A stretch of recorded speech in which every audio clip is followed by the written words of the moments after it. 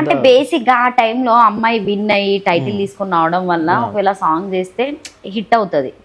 But ఆ feeling తో పెట్టారేమని అందరు అదే అదే థింకింగ్. ఇంకొకటి కూడా మీరు మర్చిపోతారు ఏంటంటే తన కాంబినేషన్ లో నా కాంబినేషన్ లో సాంగ్ రాలేదు ఇప్పటి వరకు. ఒకటి సాంగ్ కూడా రాలేదు.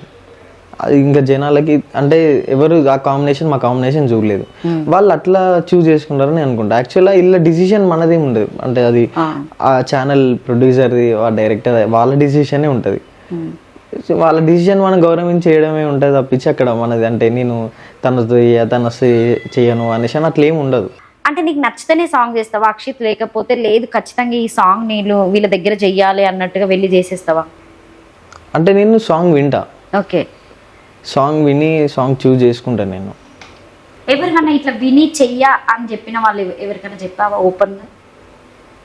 అంటే విని చెయ్యా అని చెప్పడం అని అంటే కొన్ని సాంగ్స్ కి అన్న నాకంటే ఈ సాంగ్ సెట్ కాదు అని చెప్పేస్తావా డైరెక్ట్? కొన్ని సందర్భాలలో చెప్పాల్సి ఉంటుంది.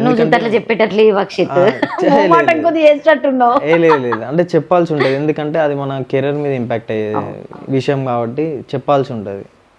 చెప్పినా కూడా అంటే అంత నిక్కచ్చిగా చెప్పలేను కానీ డైరెక్ట్ అన్న నేను చెయ్యను అన్న అట్లా చెప్పలేను కానీ అన్న కొన్ని ఈ సాంగ్ వరకు వాళ్ళు చాలా ఫీల్ అవుతారేమో. అంటే బట్ నిన్ను పెట్టుకోవాలనే వాళ్ళకి ఆలోచన ఉంటుంది కదా. తర్వాత అయినా మళ్ళీ ఏదైనా సాంగ్ ఇస్తే చేస్తా అన్న అని చెప్తా అట్లా చెప్తా అన్న ఈ సాంగ్ వరకు అయితే వదిలేను అన్న, నెక్స్ట్ ఈ సాంగ్ వచ్చినా నేను చేస్తా అన్న, కొంచెం అర్థం చేసుకున్నా అట్లా ఆన్సర్ చెప్పి వాళ్ళని నొప్పించకుండా నేను నొప్పకుండా అట్లా చేసుకుంటాను.